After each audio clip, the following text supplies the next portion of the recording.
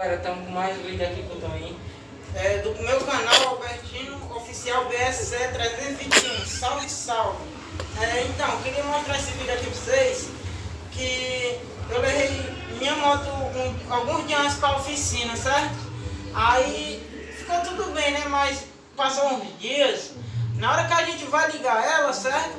Ela fica com um barulho estranho, entendeu? Tipo um barulho meio estranho. Aí eu quero mostrar isso aqui pra vocês verem que não é todo oficineiro que é bom, entendeu?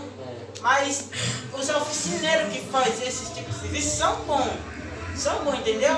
Mas eu considero muito meu, entendeu? Eu vou mostrar aqui esse vídeo aqui pra vocês.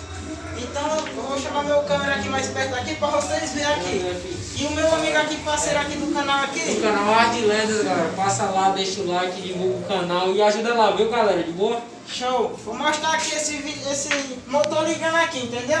Vocês vão ver como o barulho é estranho. Eu não sei o que é isso, mas vamos ver, né?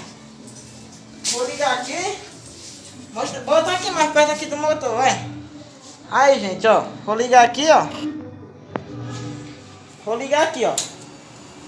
Liguei, ó. Vou acelerar, ó.